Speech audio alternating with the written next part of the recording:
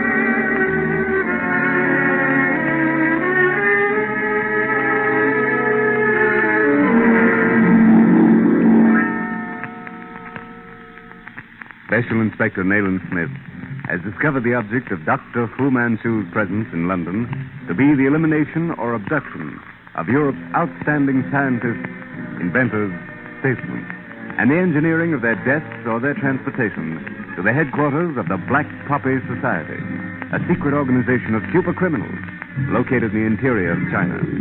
With Dr. James Petrie, Smith arrives at the home of Sir Crichton Davy, the first on Fu Manchu's list, to find that the British statesman has already fallen a victim to the insidious Dr. Fu. While Smith, Petrie, and Inspector Weymouth of Scotland Yard are examining the death chamber, a strange, weird cry is heard outside the house. A movement in the window catches Smith's eye. He fires.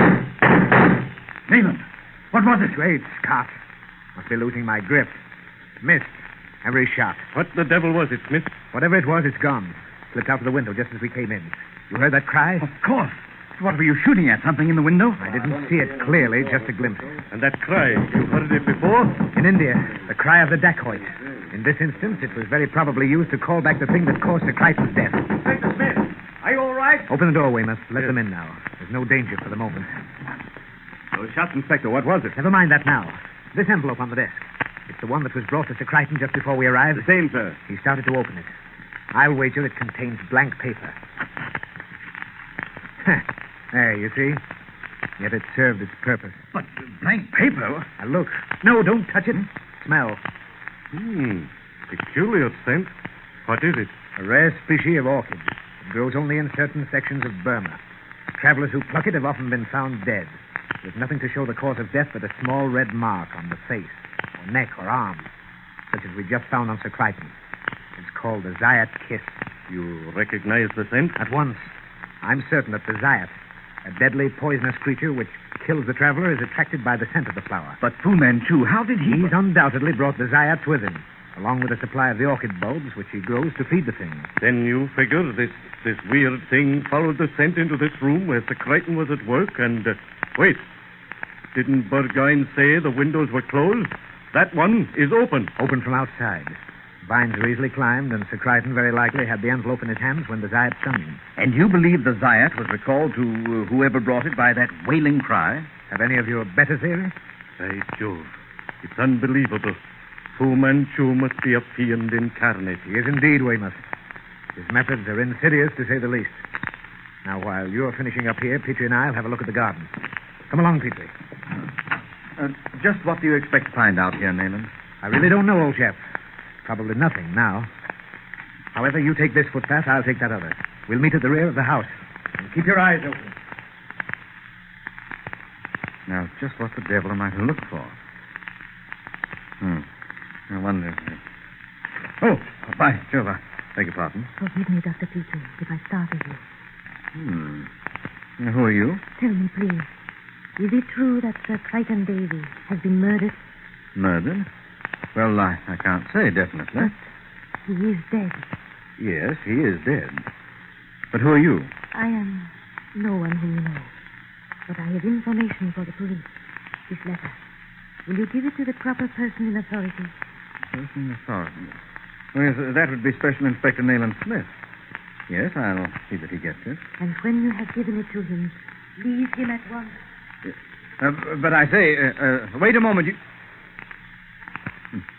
Strange. I wonder what she wanted. Petrie!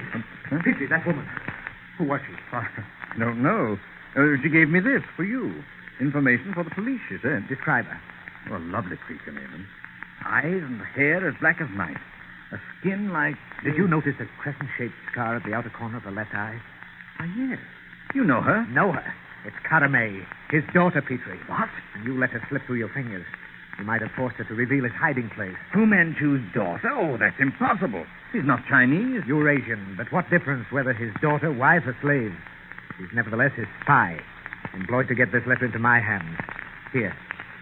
Smell it. Recognize the scent? Great Scott, Nayland. It's the same. She told me to leave you as soon as I'd given it to you. Yes. She was a high card to play, but Fu doesn't know that I hold a higher. I don't understand. Why, that woman's one of his keenest weapons. Fortunately for us, she evidently became attracted to you, or she wouldn't have warned you. Oh, that's ridiculous, Nayland. I didn't even know her name. Nevertheless, it's true. And you know what the receipt of a similar letter meant in Sir Crichton's case? A horrible death. Right. Come on, we've finished here. Now, Nayland, I followed you blindly in this business. I haven't insisted on explanation. Now, I must know what this is all about. I'll explain on the way home. We're not safe here. Well, you certainly don't believe you'd try a shot at Oh, no, Petrie. Fu Manchu scorns the use of noisy weapons. Oh, come. There's a cab across the road. Oh, cab! Well, where to now? Baker Street. My place? Yes, here. Get in. 21 Baker Street, driver. Right-o, sir.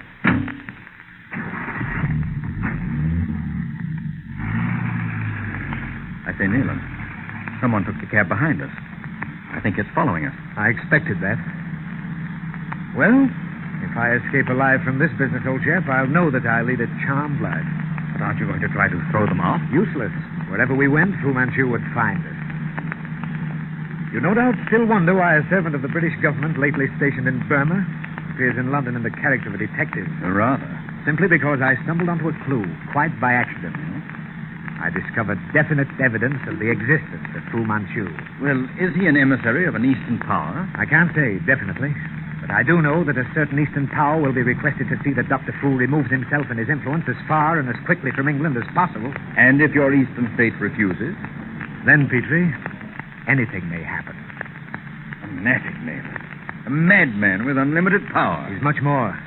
Whether a fanatic or a duly appointed agent, Fu Manchu is undoubtedly the most malignant personality existing in the world today. He's a fluent linguist, both in civilized and barbaric languages. He's an adept in all the arts and sciences a great university could teach him, and many black arts that no university could possibly teach him. He has the brains of any 3 men of genius. But what is his object? His object?